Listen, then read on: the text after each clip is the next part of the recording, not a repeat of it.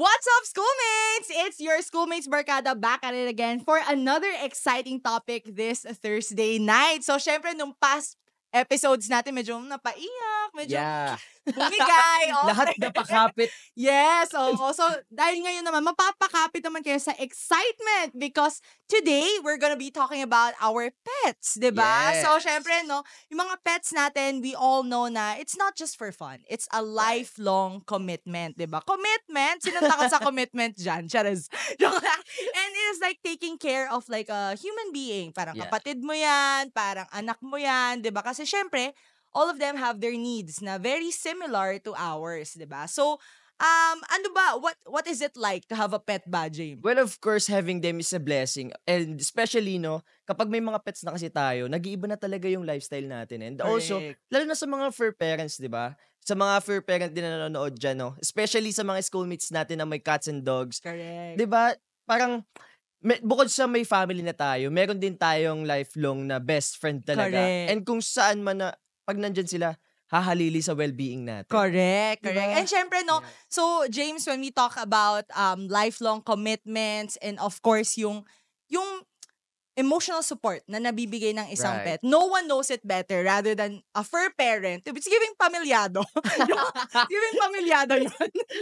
So James, so today, no, yung ganap natin is with other schoolmates natin na who are also fur parents. So, syempre, wag na natin patagalin pa, no? Let's all welcome ating mga pamilyado here in the BP Studios para kasama nila ang kanilang mga cute na fur babies. Ayan, okay? So, first, ay dito si Raven.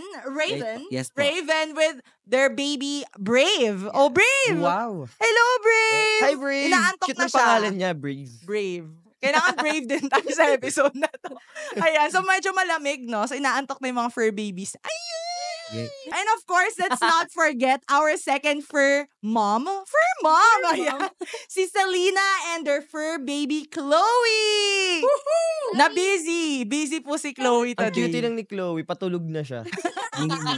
Nasa bed ba naman siya eh. Yan, saktong-sakto ka dyan kay mommy. Oh! Uy. May bloopers ka na dyan, Chloe. Ayan, so syempre, no, welcome again to Raven and Selena. And syempre, hindi naman matatanong yung mga fur babies nyo, kaya kayo na. Malay niyo sumagot din. Ulit ka pag sumagot, May chance. diba?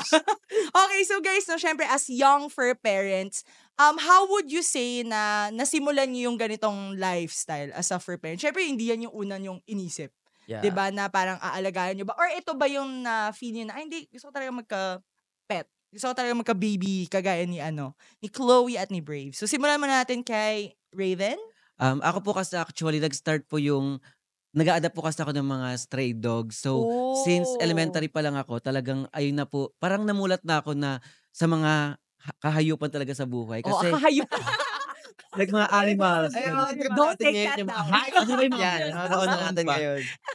So, ayun po, kasi yung side po ng parents ko po, talagang mahilig na po sila sa mga manok, sa Into pets na mga, talaga opo, sila. talagang may mga aso na kami. Kaya Kaya, nangingitlog. opo, ay na nagiging ulam na rin namin actually.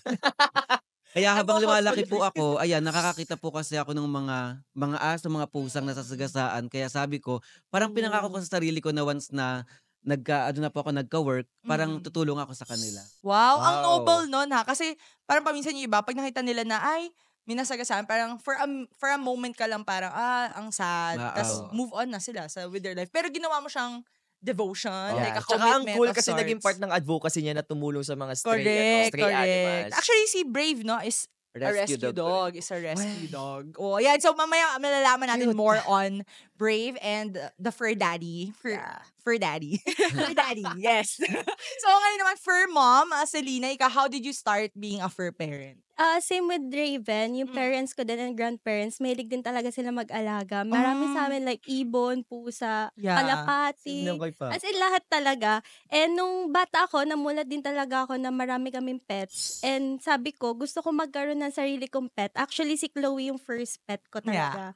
So, Ilan taon na si Chloe? Chloe is already 9 years old. 9 years old? Yes. Cute. how old is that in Equivalent dog sa years? human. Siguro mga ano na Seven, siya. seven ba? Seven ba Mga yung sabi? 60 plus. Yeah, 60 60 plus. Senior. Kaya pala ayaw niya na akong Old na pansin. siya. Parang Tsaka too hindi na much siya, nonsense. hindi na siya masyadong playful, Hindi na siya aligaga. hyper. Hindi na siya Parang- masyadong gano'n. Ano Oo, na lang kebs siya. na lang. Okay na to? That's na to. Andito na ako, okay. Gano'n kahirap yung maintenance ng isang dog? Yung Shih Tzu, high maintenance kasi talaga sila. Actually, Kailangan monthly talaga meron silang grooming eh. Tapos pag di mo sila ginroom, mukha na silang basahan. Ayun lang.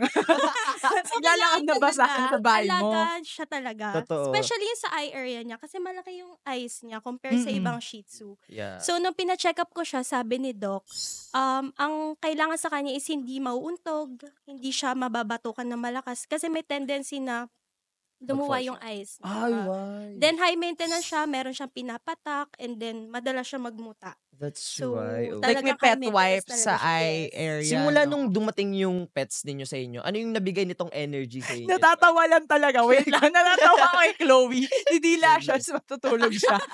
Sana ganon yung lifestyle ganun lang. natin, no? Ganyan Ganon lang kain, tayo tulog dito. lang. Ganon. Kumbaga, nandito siya for his, For her- presence, for the Yes. vibes. Ganon Yun lang. For the Kumbaga, vibes wala. siya. Visual lang siya dito.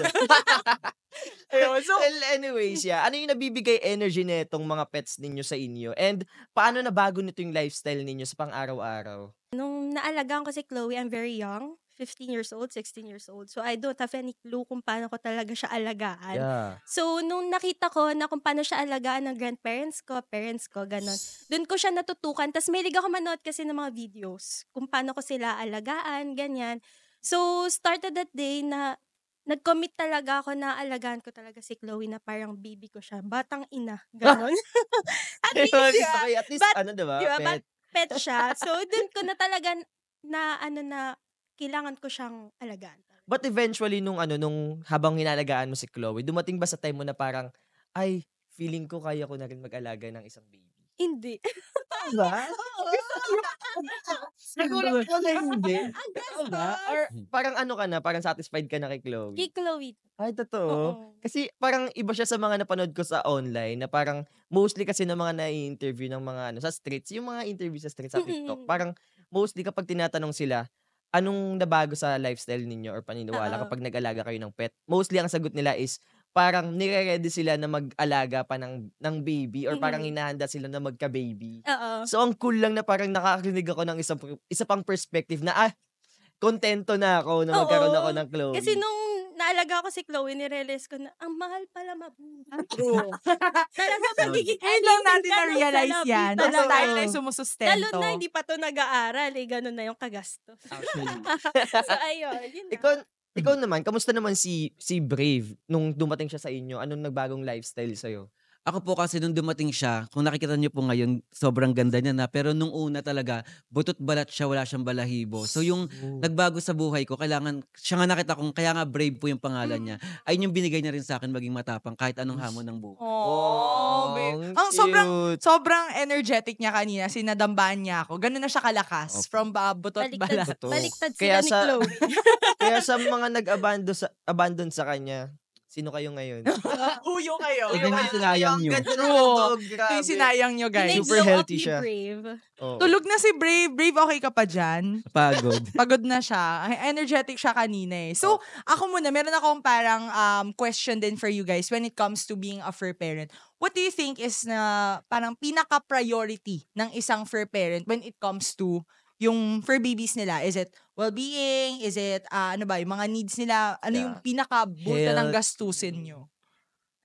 Sa akin, health talaga. Since senior dog Oo. na si Chloe, Ah, kailangan yes. talaga yung maintenance niya mag-level up din. Mm-mm. Kasi meron ako mga naririnig na mga stories na pag yung senior dog nila, gano'n na yung naranasan. Mm-mm. And sobra akong proud sa sarili ko kasi tumagal si Chloe ng 9 years. Yeah. So, ayun. Siguro din, ato din kasi mapili to sa pagkain eh. Ayun So, lang, bougie talaga siya. Maalaga siya Bougie. sa health niya.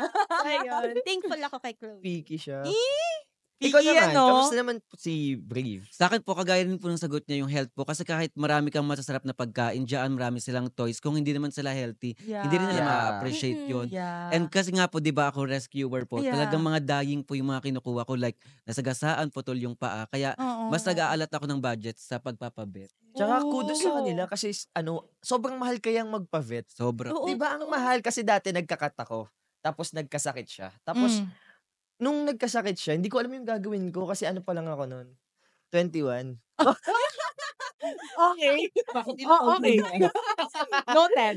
Noted, Hindi, kasi thanks. last year lang yun. Tapos ayun, namatay siya kasi nga though kinaya ko naman kaso hindi na kinaya nung cut ko na Mm. na gano'n siya sa hospital. Do'n ko lang na-realize na sana pala kung inagapan ko Na kaya mas pa mabilis, oo, sana pala oo. hindi siya gano'n kataas yung bill o kaya naman naagapan ko pa yung nangyari sa kanya. Yeah, So, yeah, kudos sa inyo sa pag-maintain sa mga babies ninyo and yeah. yeah.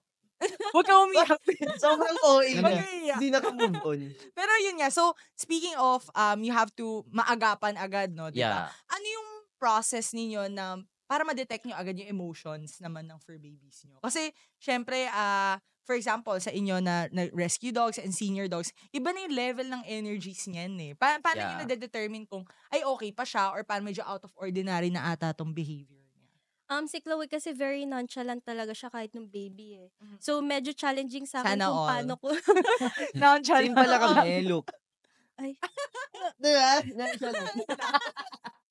Okay. mahirap i-determine kung ano yung nararamdaman niya. Pero mostly ng isang sign na hindi siya okay is hindi siya kumakain. Oh. Tsaka yung lagi siyang tulog na matamlay. Ibig sabihin, matamlay. meron siyang nararamdaman. Pag gano'n talaga sinusugot ko sa vet na isang beses, hindi niya mamulat yung eyes niya. 12 o'clock ng gabi, naghahanap kami kung saan kami pupunta. Yeah. So, ang hirap. Na-experience ko yan, ganyan na ganyan yun. Lalo na kapag may mga walang vet na 24 Oo, hours. wala. Yeah. Tsaka Kung kahit malalayo malayo, ang ang vet. layo. Oo. Di ba? So, ang Legit. hirap. Ang hirap talaga.